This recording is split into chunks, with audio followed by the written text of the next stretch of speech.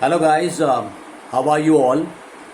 My name is Saurabh and I am a personality development trainer, a voice coach and a soft skills mentor.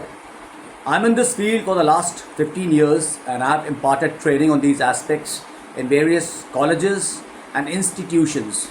Today it's my first video with you where I'm going to talk about and give you an overview as to what all I'm going to cover in this entire training program which I have launched recently.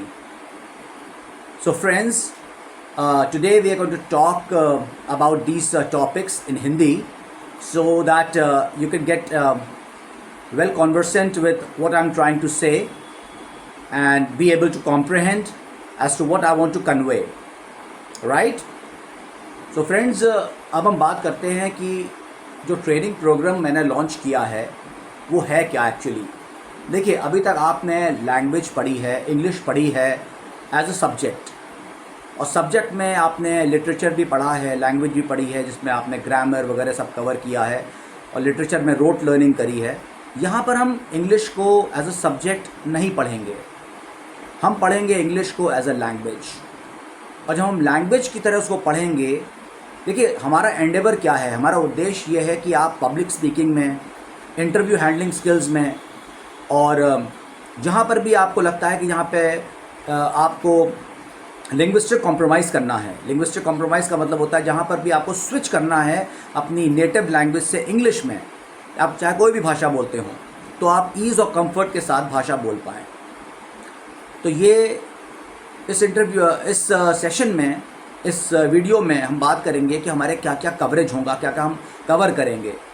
So the first thing which will be cover is the speech essentials which are very important in communication skills. देखिए, आप सब जानते हैं कि कहा जाता है कि फ्लुएंट स्पीच अच्छी है, आपको फ्लुएंटली बोलना चाहिए, फ्लुएंटली बात करनी चाहिए, लेकिन फ्लुएंसी ही काफ़ी नहीं है। फ्लुएंसी के साथ साथ आपको फ्लुएंट भी होना पड़ता है। अभी डिटेल में बात नहीं करेंगे क्योंकि अभी सिर्फ I am just giving you an overview.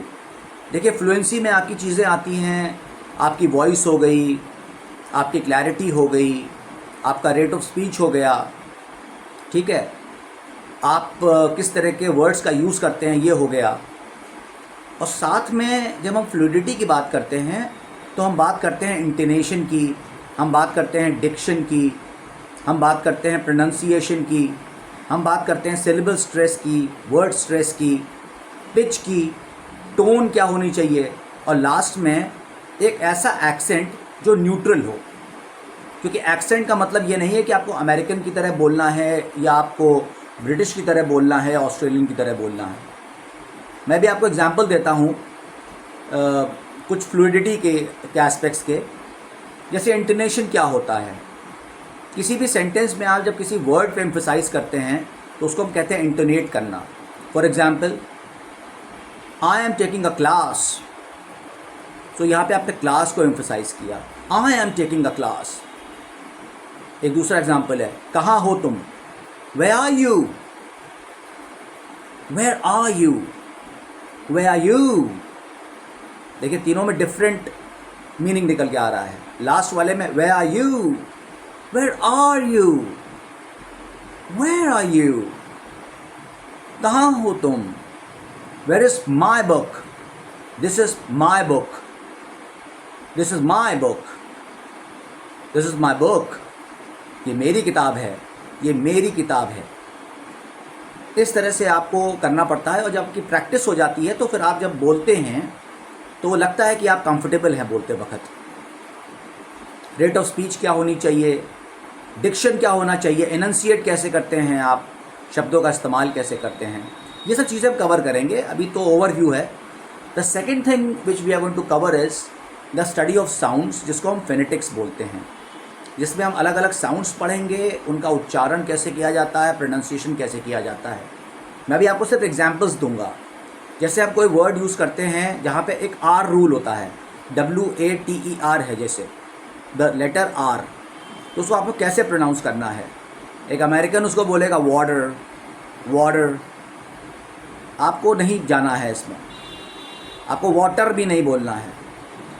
आपको सिर्फ एक रूल याद रखना है कि जितने भी वर्ड्स जो ER से एंड होते हैं या OR से एंड होते हैं या AR से एंड होते हैं, उनमें लास्ट में H साउंड लग जाता है। Water, actor, actor OR OH बन गया, ER EH बन गया। वैसे और भी चीज़ें हैं। फिर हमारे प्रोनाउंसिएशन रूल्स क्या होते हैं, उसमें हम कैसे सिलेबल को स्ट्रेस करते हैं। सिलेबल होती है यूनिट ऑफ प्रोनाउंसिएशन। जब किसी भी वर्ड को हम किसी में स्ट्रेस करते हैं तो उसमें सिलेबल्स होते हैं। जैसे फॉर एग्जांपल हम कोई वर्ड लेते हैं technology, technology, technology is not the right pronunciation, it's technology.